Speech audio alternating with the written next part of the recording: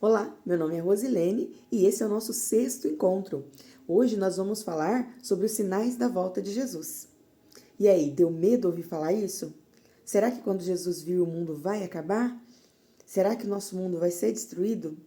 E como eu vou saber se isso é verdade? Será que é mentira? Será que é verdade? O que a Bíblia diz a respeito desse assunto? Então, nós vamos para esse assunto aqui, porque a Bíblia diz que Jesus vai voltar e ele vai mandar sinais para que a gente entenda que ele está chegando. Antes que ele chegue, sinais vão acontecendo. Vamos estudar um pouquinho? O primeiro texto está em Mateus 24, versos 6 e 7. Vamos ver o que diz. A Bíblia diz que vai ter sinais no nosso mundo social, na economia. Então vamos lá. Mateus 24, verso 6 e verso 7. Diz assim: E certamente ouvireis falar de guerras e rumores de guerras. Você está ouvindo falar de guerras por aí? Vede, não vos assusteis, porque é necessário assim acontecer. Mas ainda não é o fim. Porquanto se levantará nação contra nação, reino contra reino, e haverá fomes, terremotos em vários lugares. Você tem ouvido falar disso? De guerra, de nação contra nação, de fome, de terremoto em vários lugares? Então, esse é um dos sinais da volta de Jesus. Aí você diz, mas tem guerra acontecendo há muito tempo, tem terremoto acontecendo há muito tempo, catástrofes acontecendo há muito tempo. É verdade, mas você tem percebido que vem se intensificando essas coisas? Então vamos lá, temos mais textos bíblicos aqui para nós estudarmos. E na natureza? Será que a natureza vai falar da volta de Jesus? Será que tem algum sinal? Nós, no mesmo capítulo de Mateus 24, só que no verso 29, nós vamos ver sinais na natureza. Vamos ver o que a Bíblia diz. Mateus 24, verso 29.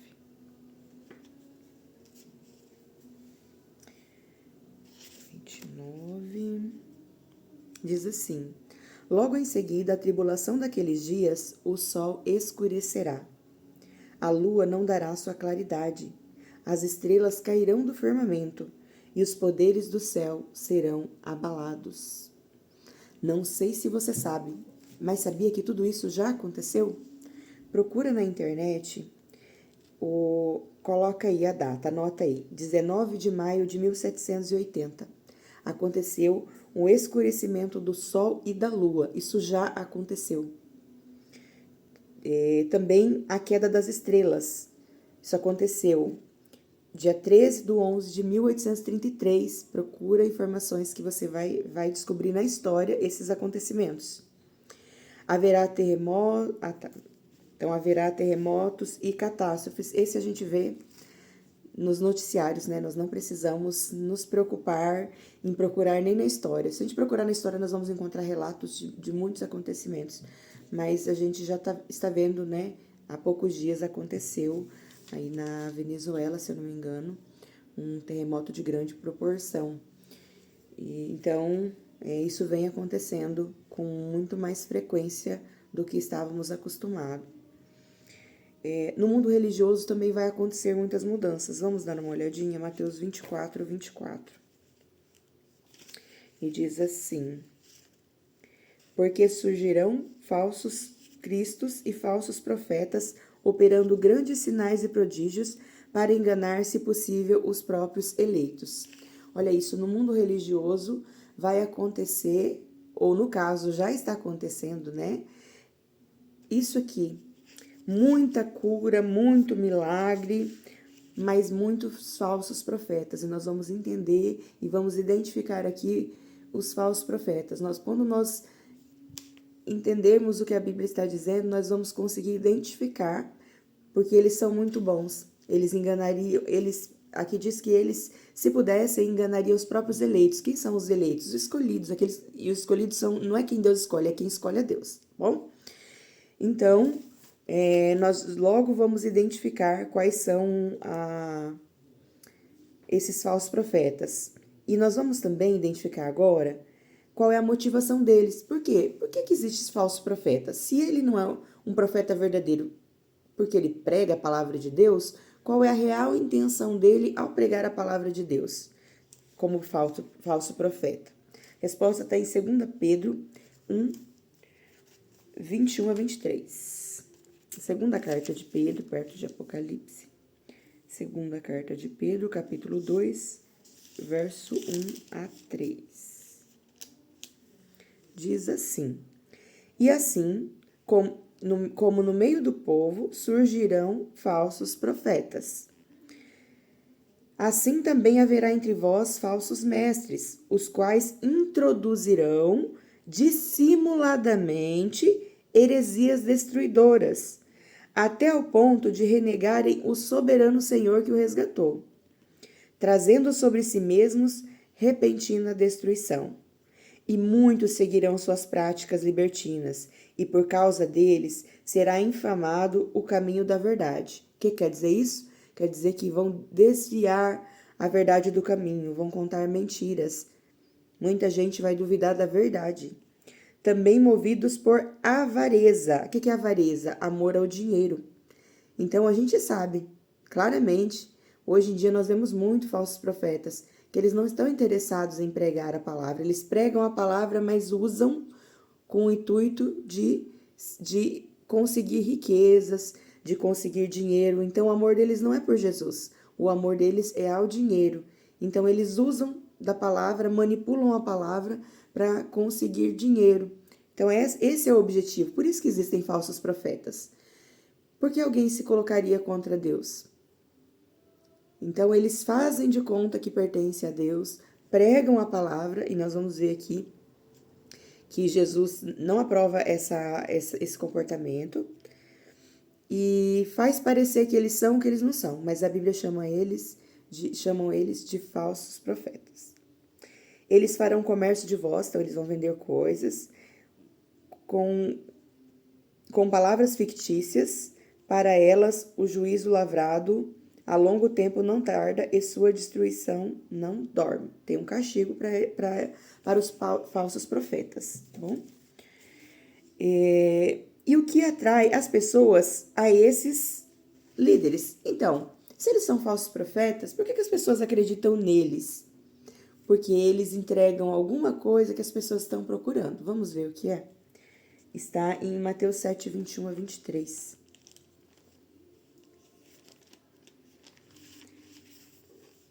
Aqui diz assim: Nem todo que me diz Senhor, Senhor entrará no reino dos céus, mas aquele que faz a vontade do meu Pai.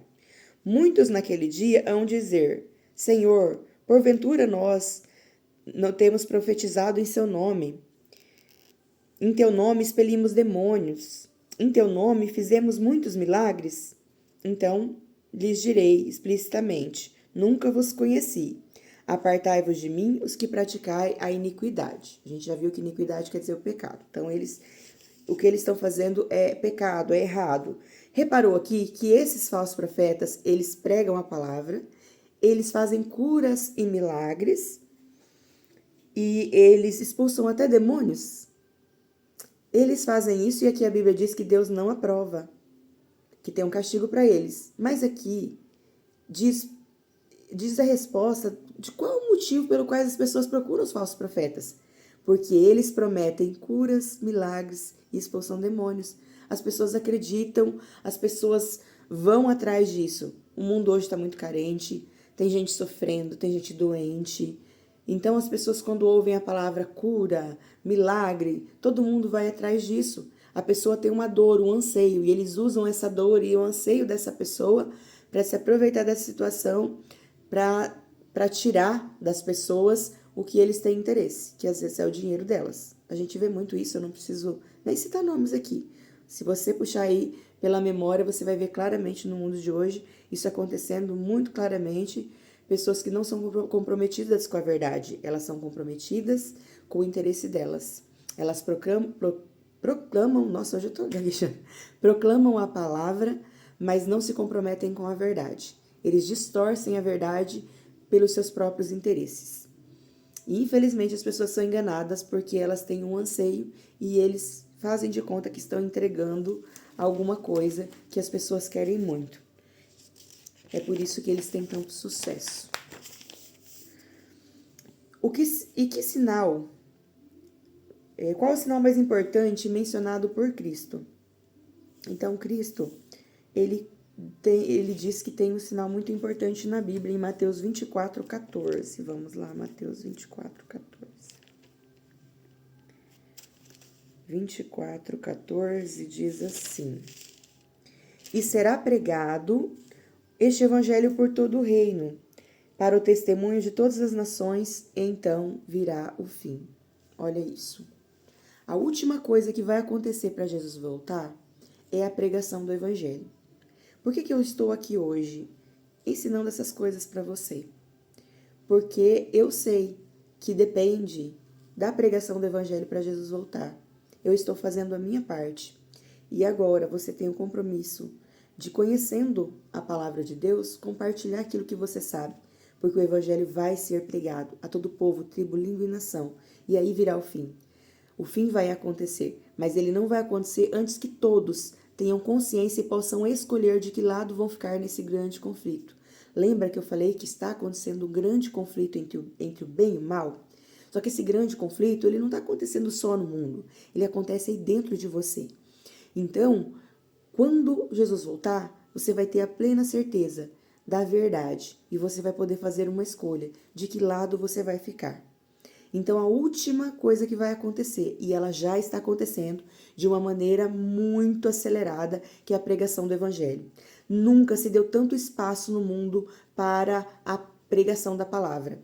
O YouTube, as redes sociais estão cada vez mais indo mais longe, pregando mais, é mais pregadores sendo levantados, é a palavra de Deus sendo distribuída. Ninguém vai poder dizer, eu não sabia, todos saberão. Esse é um grande sinal e já está acontecendo. O evangelho está sendo pregado.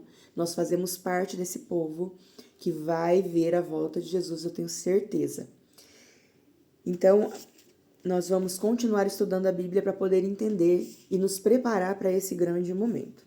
Apocalipse 14:6.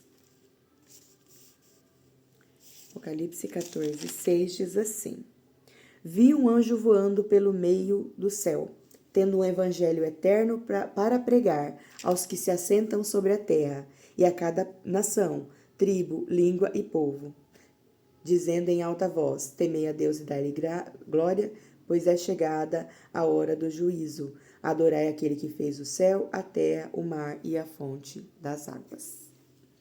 Está chegando o momento. Só que esse momento não é um momento de medo. Quando fala fim, a gente pensa, meu Deus, vai ser uma catástrofe. Catástrofe, não. Pelo contrário. O fim vai ser o fim das dores. Não vai ser o começo das dores, como todo mundo pensa. Nosso mundo já é um mundo de dor. A vinda de Jesus vai ser a solução de todos os nossos problemas. Vamos continuar estudando aqui. Como diferenciar a pregação dos falsos mestres do verdadeiro evangelho? Porque como a palavra de Deus vai ser pregada, ela vai ser pregada por muita gente. Só que tem gente pregando mentira. E aí, como é que eu vou saber se é verdade o que essa pessoa está pregando? Porque tem muitos pregadores, os verdadeiros e os falsos profetas. E daí? O que é mentira? O que é verdade? Como eu sei? 1 João 4:1 vai nos dar essa resposta. Primeira carta de João, capítulo 4, verso 1, diz assim: Amados, não deis crédito a qualquer espírito. Espírito quer dizer ensinamento, tá? Nesse sentido aqui. Antes provai os espíritos, se procedem de Deus, tá? Por isso que eu falei. Nesse tema aqui, ele está querendo se referir a espírito de profecia, a ensinamentos, tá? Então, não deis crédito a qualquer ensinamento. Antes provai os ensinamentos, os espíritos, né? Se procedem de Deus, pois muitos falsos profetas têm saído pelo mundo afora. Então, a primeira coisa, o que ele diz? Provai se isso é verdade ou se é mentira. Então, a primeira coisa, a recomendação de Deus, que eu preciso ter certeza. Gálatas 1:6-8 agora. Admira-me que estejais passando tão depressa daquele que vos chamou na graça para outro evangelho, e o qual não é outro, senão que alguns de vós perturbam e querem perverter o evangelho de Cristo. Mais ainda que nós, ou mesmo um anjo vindo do céu, vos pregue o evangelho, que vá além do que temos pregado, seja anátema, ou seja, amaldiçoado. Então ele está dizendo aqui, olha, só existe um evangelho verdadeiro, só um. Então, mesmo que um anjo apareça para você, dizendo assim, olha, isso aqui é verdade, mudou, não é mais aquilo que está na Bíblia, agora é isso aqui. Você não acredita, porque a verdade é a palavra de Deus, é a Bíblia. Se alguém disser qualquer coisa que não esteja na Bíblia, dizendo que é a verdade, que está substituindo o que está aqui, é mentira. Não acredite. Mesmo que tiver a forma de um anjo, não acredite. É a própria Bíblia quem está dizendo. Por que ela está dizendo isso? Porque Lúcifer, ele toma forma até de anjo de luz, e pode ser que algum dia apareça um anjo para você para dizer que a palavra de Deus foi mudada. E se aparecer, você não acredite. Porque aqui, ó, é a verdade. A única verdade que nós temos é a palavra de Deus. E ela não muda. E a recomendação está aqui. Independente de quem diga para você. Se é o seu pastor, se é o seu padre, seu ministro, a pessoa responsável da sua igreja, o seu mentor, seja lá quem for. Se falar algo que não está escrito na Bíblia, não acredite. Se disser que mudaram o que está escrito na Bíblia, não acredite. Só Deus tem o poder de mudar a palavra e ele não deu permissão. Deus não muda e, inclusive, nós já estudamos aqui que existe uma punição para quem acrescenta e para quem tira as coisas que tem na palavra de Deus.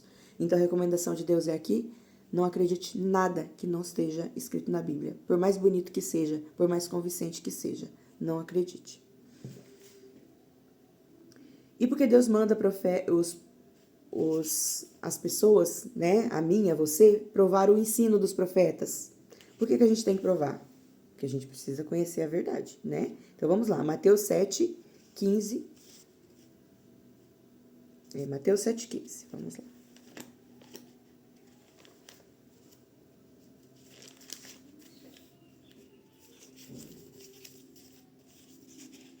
Acautelai-vos dos falsos profetas, que vos apresentam disfarçados em ovelhas, mas por dentro são lobos roubadores.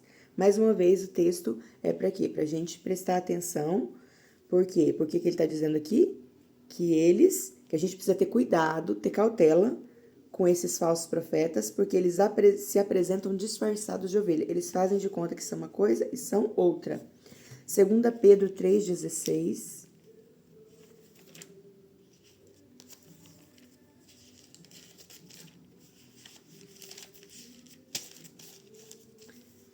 vai dizer para nós. E ao falar acerca desse assunto, como de fato costuma se fazer em todas as suas epístolas, nas quais há certas coisas difíceis de entender, que os ignorantes, tá? Quando fala ignorante, quer dizer que é a pessoa que desconhece, tá? Para quem não conhece a Bíblia, para quem desconhece o tal assunto, entendeu? Epístolas são cartas, tá? Para quem não sabe, quando fala epístola, tá dizendo carta. Então, ao falar acerca desses assuntos, de fato, costuma fazer em todas as suas cartas, nas quais há certas coisas difíceis de entender, que os ignorantes, os que não têm conhecimento e instáveis, deturpam, como também deturpam as demais escrituras para a própria destruição deles. Então, tem gente que não tem conhecimento e ainda usa a palavra e distorce a palavra, e a Bíblia diz que tem um castigo para eles também, tá? Então, é importante a gente saber por quê. Para a gente compreender que a verdade está na Bíblia e não em pessoas que não têm conhecimento ou às vezes distorcem o conhecimento da Bíblia, tá? Vamos para João 7,17 para saber como saber se a doutrina é verdadeira. João 7,17.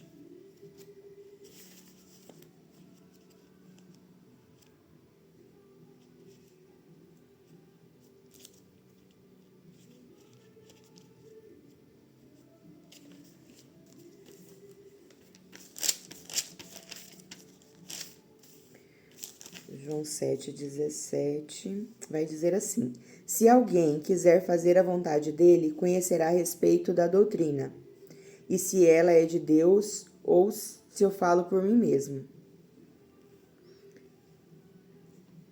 Se alguém quiser fazer a vontade dele, a vontade de Deus, conhecerá a respeito da doutrina, conhecerá a respeito dos ensinamentos, né?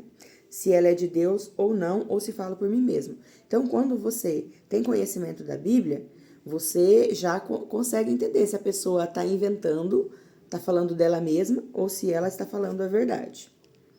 Isaías 28:10.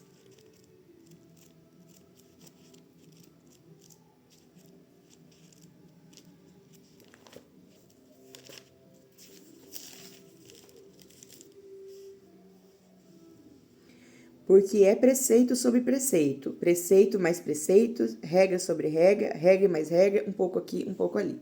Aqui está falando sobre a maneira como a gente estuda a Bíblia. Lembra que eu falei que a gente precisa comparar os textos que falam do mesmo assunto?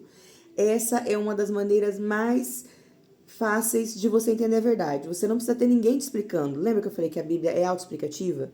Se você tem uma dúvida a respeito de um assunto, a Bíblia está falando sobre Jesus. Então eu vou pegar vários textos que falam sobre Jesus para entender quem é Jesus. A Bíblia está falando sobre a morte, então eu quero entender mais sobre a morte. Eu vou pegar todos os textos, desde de Moisés, lá, desde os primeiros livros que Moisés escreveu, que foram os 5 primeiros livros, né, que é de Gênesis, até Apocalipse. Eu vou estudando todos os livros que falam sobre esse assunto. Então eu não preciso ter ninguém me ensinando a Bíblia mesmo vai me ensinar a respeito daquele assunto. Então, quando ele fala assim, ó, regra sobre regra. Opa, tem uma regra aqui, então eu vou estudar onde tem mais, onde fala sobre isso na Bíblia. Assunto sobre assunto, regra sobre regra, preceito sobre preceito. Todos os assuntos que falam daquele assunto eu vou ler para eu ter um entendimento completo, porque um versículo separado, ele pode ser distorcido e a gente vê muita distorção da verdade, porque as pessoas estão ensinando as coisas, distorcendo porque está usando um versículo e tira fora do contexto. Agora, se você pega vários versículos no decorrer da Bíblia sobre aquele assunto, fica impossível uma pessoa distorcer a verdade para você. Bom, então você já vai ter entendimento, você vai ver que a pessoa não está falando a verdade. Por isso que é tão importante a gente estudar a Bíblia. Lucas 24:27.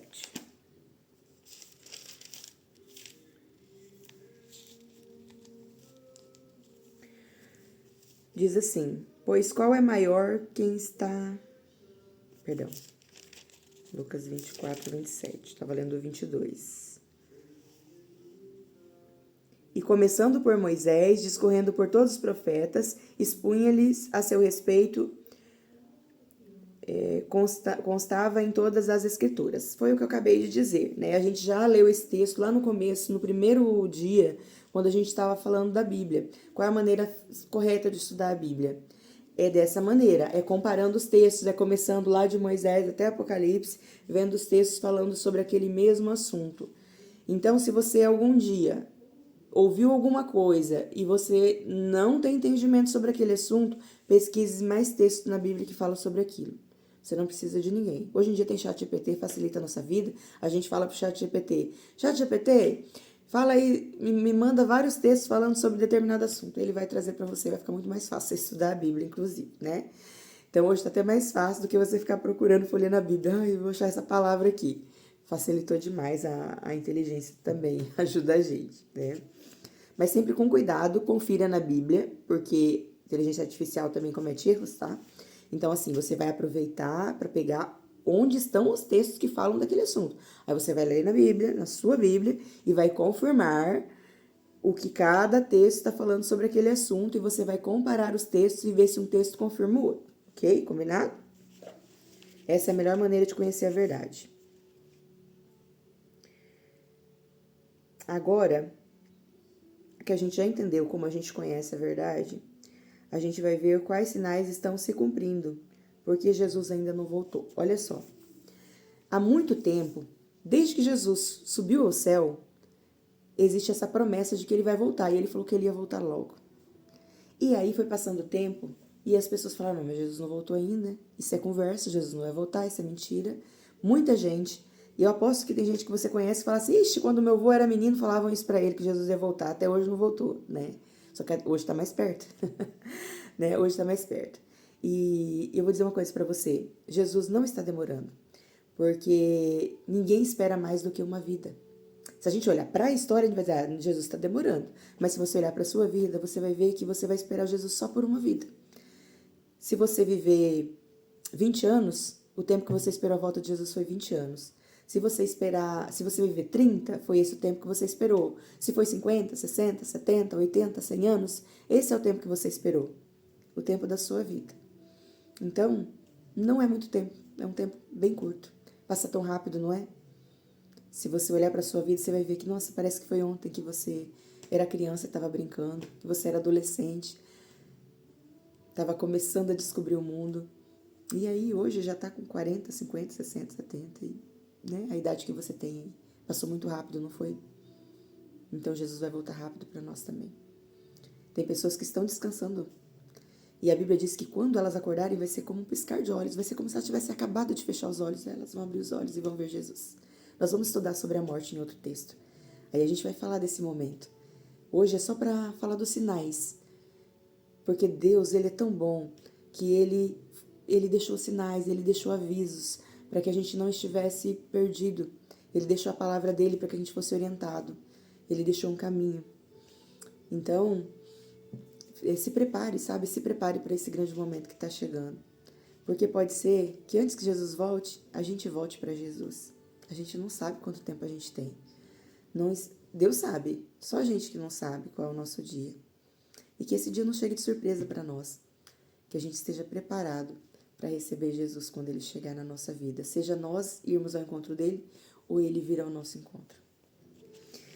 Vamos ver quais sinais estão se cumprindo e por que Ele ainda não voltou? 2 Pedro 3,9. Tem um motivo especial pelo qual Ele não voltou.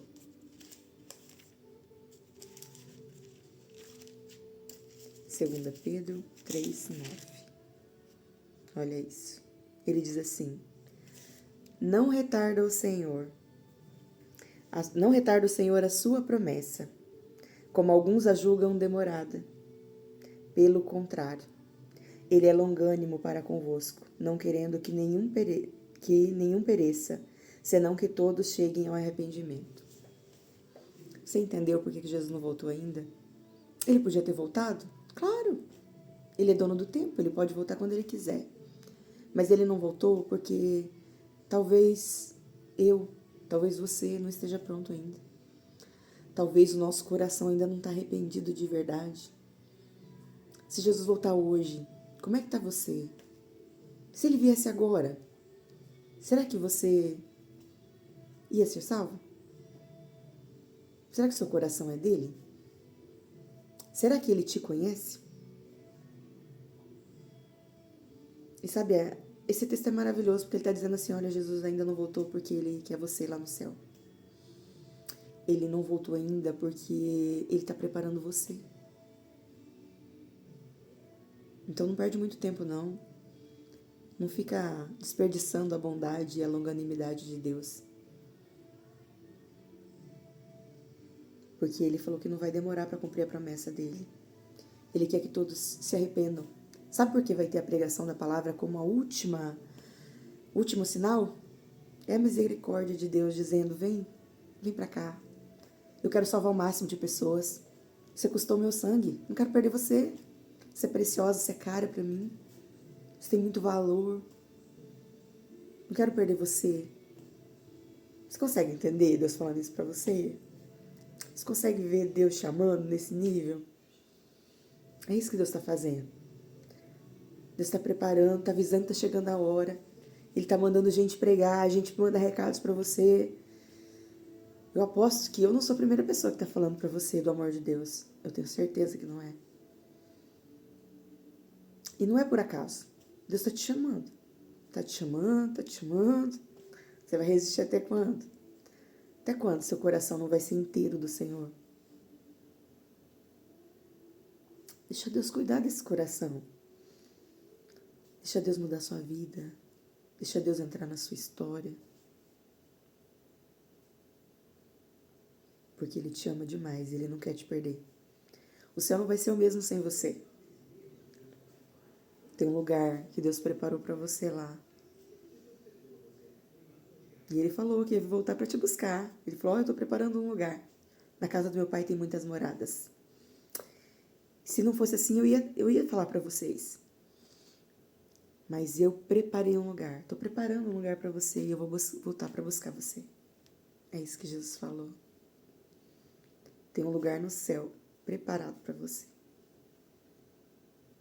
E daqui a pouco ele vai vir nos buscar.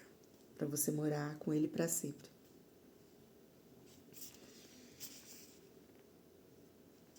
E agora, se você não sabe o que fazer, qual será a minha atitude e a sua no tempo do fim? O que a gente tem que fazer?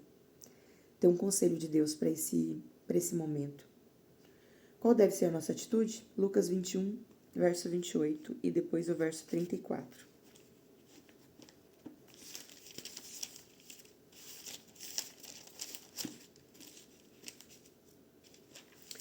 Lucas 21, 28.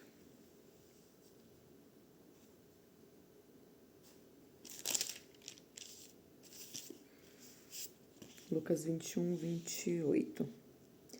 Ora, ao começarem essas coisas a suceder, então quando começarem os sinais, exultai e erguei a vossa cabeça, porque a vossa redenção está próxima.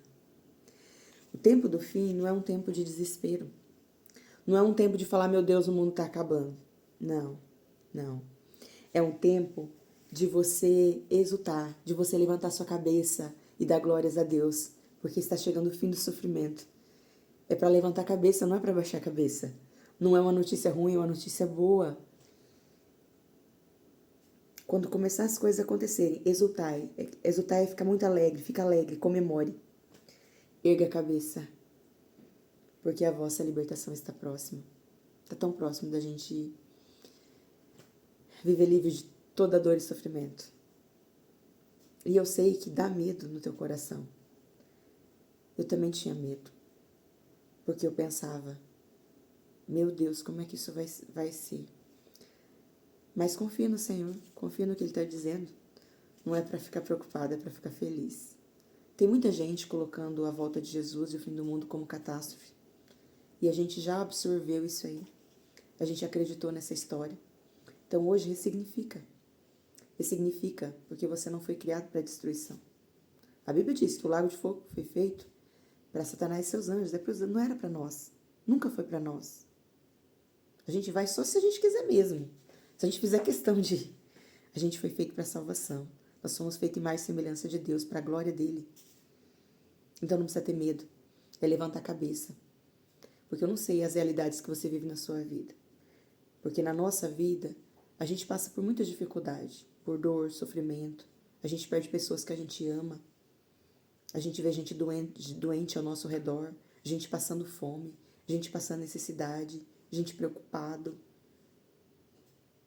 gente com problema, com dívida, com tanta coisa. E a gente olha para o mundo e não dá para ter esperança. Não dá para acreditar que esse mundo vai ficar melhor porque a gente vê todos os dias o nosso mundo piorando. Vai chegar uma hora que vai ficar insuportável. E a única resposta para todas as perguntas é uma só.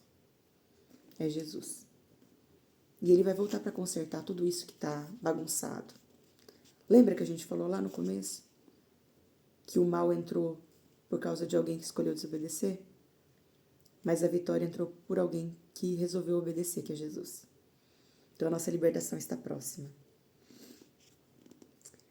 Vamos para Mateus 6:33.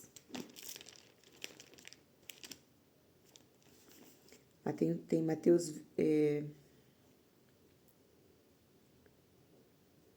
Lucas 21, eu li o 28, mas eu não li o 34.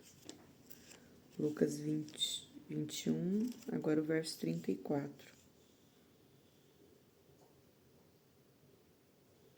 Acautelai-vos por vós mesmos, para que nunca vos suceda que o vosso coração fique sobrecarregado com as consequências da orgia, da embriaguez e das preocupações desse mundo, para que aquele dia não venha sobre vós repentinamente como um laço. Aqui é um recado de Deus. Ele está dizendo aqui, ó, toma cuidado, o seu coração não está sobrecarregado, está cheio de coisas, cheio das coisas desse mundo. Aí ele descreve aqui do que o nosso coração pode estar sobrecarregado. De orgia, embriaguez, preocupação desse mundo. Se a gente estiver com o nosso coração, a nossa mente muito cheia, pode ser que Jesus venha e a gente perca. A gente perca essa oportunidade, porque a gente está ocupado demais para ter espaço para Deus na nossa vida. Aí ele fala, toma cuidado para as preocupações desse mundo não ocupar o teu coração a ponto de você não perceber que Jesus está chegando. Para esse dia não ser um dia que vai pegar você desprevenido e de surpresa, despreparado, longe dos caminhos de Deus. Lembra que eu falei lá no começo que quando a gente escolhe se separar da fonte da vida, a gente entra em caminho de morte? Que o Senhor não te encontre no caminho de morte. Porque se você se separar da fonte da vida, não tem o que fazer. E Jesus está dizendo, toma cuidado. Toma cuidado com a vida que você está vivendo, com as escolhas que você está fazendo, com as coisas que estão enchendo o teu coração. Para que esse dia não seja um dia de surpresa ruim. Porque se o seu coração for dele, for de Jesus, esse dia não vai ser um dia de surpresa. Você vai estar pronto esperando o teu mestre voltar. Vamos para o próximo texto. Agora é o último, Mateus 6,33.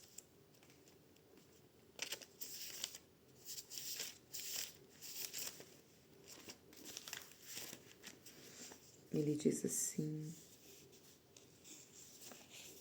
buscai, pois, primeiro o reino de Deus e a sua justiça, e todas essas coisas vos serão acrescentadas. Sabe, esse aqui é um complemento daquele outro texto. Não deixa teu coração sobrecarregado com as coisas desse mundo.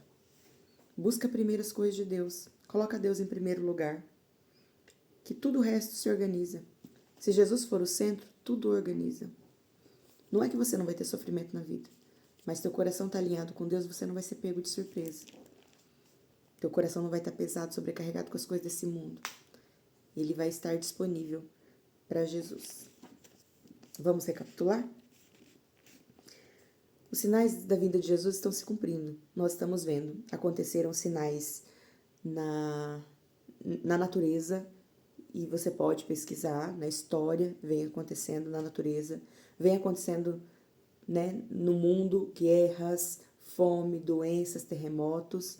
A gente vê no mundo religioso acontecendo os sinais que Jesus disse, falsos profetas todos os dias se levantando.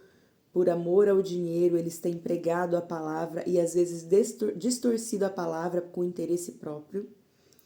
E o nosso papel nesse caos todo é buscar a verdade, não deixar ser enganado. E você não pode ser enganado se você conhece a palavra, estude a palavra, continue fazendo esse estudo bíblico, continue até o fim. Lembra que eu falei? Pessoas de sucesso começam que terminam? Vá até o fim para conhecer a verdade. Jesus está chegando aí, você precisa saber o que você precisa fazer. Você precisa estar pronto, preparado para a volta de Jesus. O fato de você não querer que ele volte, que ele não volte, querer que ele não volte, o que você pensa a respeito não vai mudar o que Deus já decidiu. Quando chegar a hora, ele vai vir. Então você precisa ter conhecimento bíblico, primeiro para não ser enganado. Porque muitos foram enganados. Eva estava no paraíso e ela foi enganada. Imagina nós, seres humanos caídos. Porque quando ela foi enganada, ela era perfeita. E nós já nascemos pecadores, já nascemos em pecado. Nesse mundo cheio de enganos. Para a gente não cair em mentira, a gente precisa conhecer a palavra de Deus. A gente precisa saber manejar. A gente precisa buscar o conhecimento bíblico. Para a gente não ser enganado. E a gente, principalmente, não pode deixar o coração sobrecarregado com as coisas desse mundo. A gente está perdendo o foco do céu. Nós não somos feitos para esse mundo. Para viver nesse mundo de caos. A gente foi feito para viver no mundo perfeito. Deus vai restaurar a terra. Você vai voltar a viver aqui no mundo perfeito. Mas você precisa estar alinhado com Deus primeiro. Você precisa querer estar junto da fonte da vida.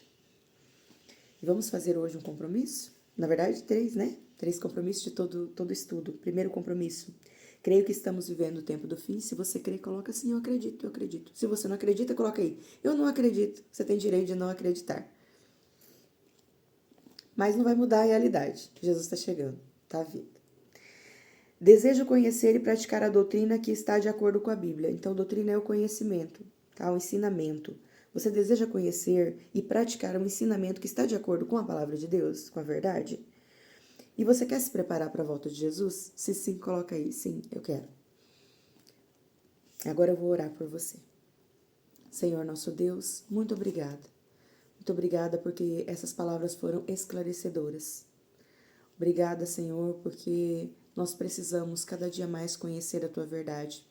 Nos firme, Senhor, na Tua verdade. Continua, Senhor, falando ao nosso coração.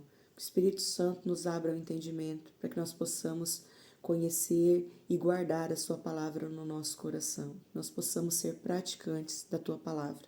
E, por favor, Senhor, traga para o próximo estudo essas pessoas que fizeram o estudo hoje. Que elas continuem conhecendo aquilo que elas precisam conhecer. Que elas possam continuar se aproximando de Ti, Senhor, da fonte da vida.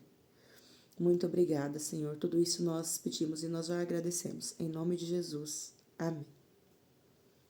Muito obrigada por ter ficado comigo até agora. E eu te convido para o nosso próximo encontro.